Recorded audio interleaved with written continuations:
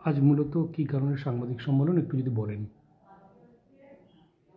আমাদের পরবর্তী পার্টি কংগ্রেস যা মাদুরাইয়ে অনুষ্ঠিত হবে এপ্রিলের 2 থেকে 6, সেখানে যে দলিলটা নিয়ে আলোচনা হবে তার খসড়া আমাদের পার্টি প্রকাশ করেছে।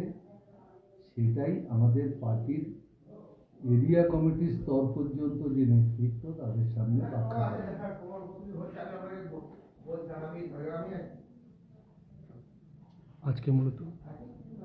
আজকে মূলত এটা নিয়ে এটা ব্যাখ্যা করার জন্যেই সভাটা ডাকা হয়েছিল, সেটা আজকে ব্যাখ্যা করা হয়েছে। মূলত কি ব্যাখ্যার বিষয়টা যদি ছোট্ট করে সংক্ষিপ্ত করে বলা যায়। আমাদের পার্টি 3 বছর অন্তর অন্তর যখন সর্বভারতীয় সম্মেলন বা পার্টি কংগ্রেস হয়, তখন আগামী 3 বছরের চলার পথ কি হবে, আমাদের রণকৌশলগত লাইন কি হবে, সেটা ঠিক হয়। তার ভিত্তিতেই আমাদের পার্টি এই 3টে বছর চলে। পরিস্থিতি পরিবর্তনের সঙ্গে সঙ্গে আবার পরের পার্টি কংগ্রেস যখন হয় তখন লাইনের ভিতর বিশেষ কিছু হয়।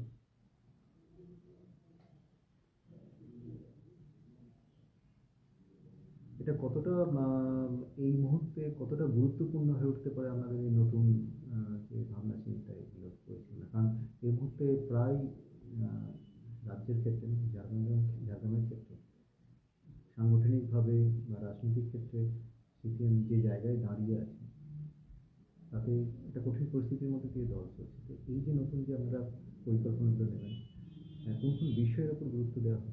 পরিকল্পনার একটা গুরুত্বপূর্ণ জায়গা হচ্ছে নিজ পার্টির ক্ষমতা বাড়ানো। আমি আগামী দিনে তৃণমূলকে বা বিজেপিকে পরাস্ত করতে হলে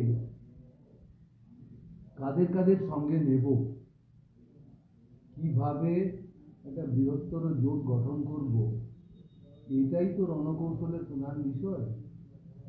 কিন্তু আমরা বিশ্বাস করি যে আমার পার্টির শক্তি বৃদ্ধি না পেলে অন্যকে কিছু বলার অধিকার আমার থাকে না। যদি দেখা যায় যে আমার পার্টি দিনের পর দিন দুর্বল হয়ে যাচ্ছে, তা আমার কথায় অন্যরা রেসপন্স করবে, এটা আমি বিশ্বাস করি। সেই জন্য আজকের মিটিংও বলতে পারেন মূল কথাটা হচ্ছে পার্টির গণভিত্তিকে শক্তিশালী করো, পার্টির সমর্থনের পরিধিটা বাড়াও। বেলপাড়ি সম্মেলনে যেটা হয়েছিল বেলপাড়িতে আপনাদের, সেখানে যেটা গুরুত্বপূর্ণভাবে উঠে এসেছিল তরুণ প্রজন্মকে নিয়ে আসা বিভিন্ন জায়গায়, কিন্তু এখনো পর্যন্ত দেখা যাচ্ছে যে তরুণ প্রজন্ম সেভাবে আমাদের আসেনি বা আসছে না। না, বেলপাহাড়ি কনফারেন্স থেকে আমরা যা অপারেটিভ লাইন ঠিক করেছি সেইটা এখনো কার্যকর করা শুরু হয়নি। আজকেই তার রেজাল্ট পাবো এরকম না।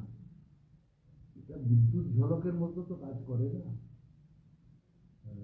উপরে একটা সিদ্ধান্ত হয়েছে, সেই সিদ্ধান্তটা পার্টি প্রক্রিয়ার ভেতর দিয়ে তলা পর্যন্ত পৌঁছাবে। তারপরে ছাত্র যুবদের মধ্যে কিভাবে আমরা আমার রাজনীতিতে নিয়ে যাব, সেই প্রক্রিয়াটাই পুরোপুরি এখনো শুরু হয়নি। যদি এক্ষুনি রেজাল্ট প্রত্যাশা করে লাভ নেই। তবে ছাত্র যুবরা যে আগের তুলনায় আমাদের দিকে একটু বেশি আকৃষ্ট হচ্ছে, সেই ব্যাপারে কোনো সন্দেহ নেই। আগামী বছর থেকে 26 সাল থেকেই শুরু হচ্ছে মানে ভোটের প্রক্রিয়া যদি বলা যায়। 26, 27, 28, 29 পরপর যদি বলা যায় বিধানসভা, তারপরে পৌরসভা, তারপরে লোকসভা, পঞ্চায়েত এবং তারপরে লোকসভা। 4 বছরের রণকৌশল কি মোটামুটি আপনাদের এই আগামী যে পার্টি কংগ্রেস, সেই পার্টি কংগ্রেসে তো নিশ্চয়ই আলোচনা পর্যালোচনা হবে। মানে 25 থেকে 28 পর্যন্ত এই সময়ের জন্য একটা রণকৌশলগত লাইন প্রস্তাবিত হয়েছে।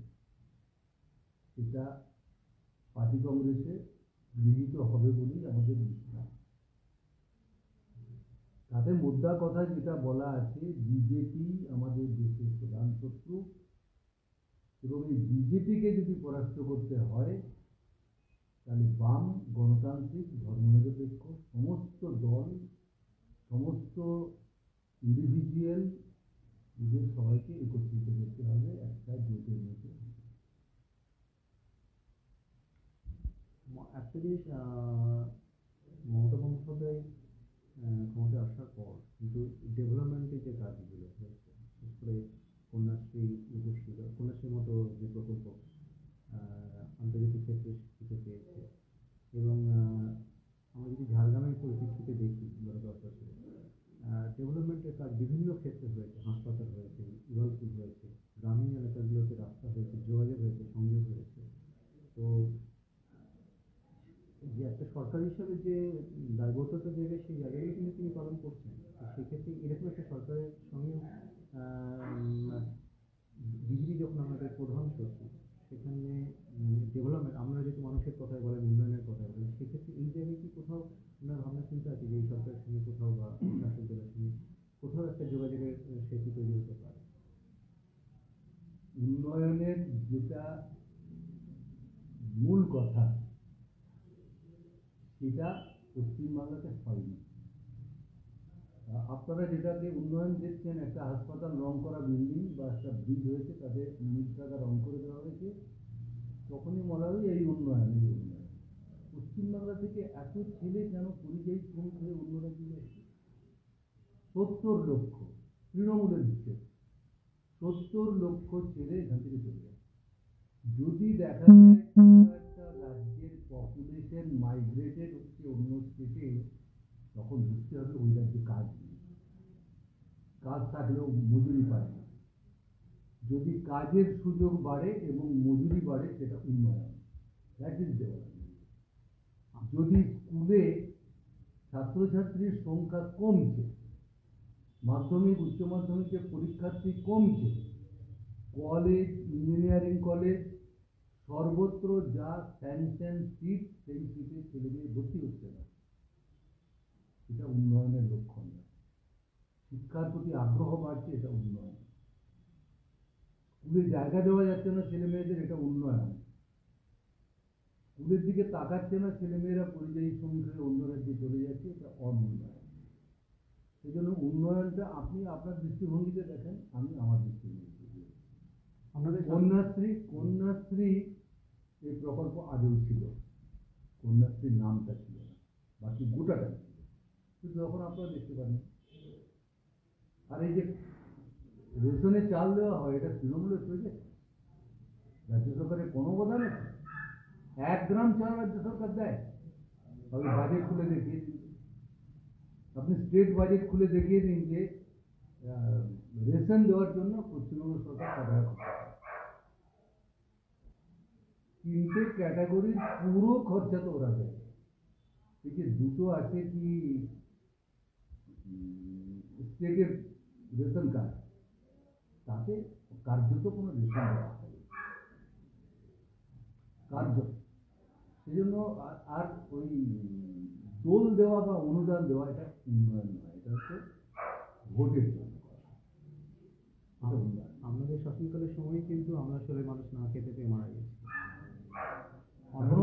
অনুন্নয়নের চিত্র সামনে এসেছিল একদম সারা দেশের।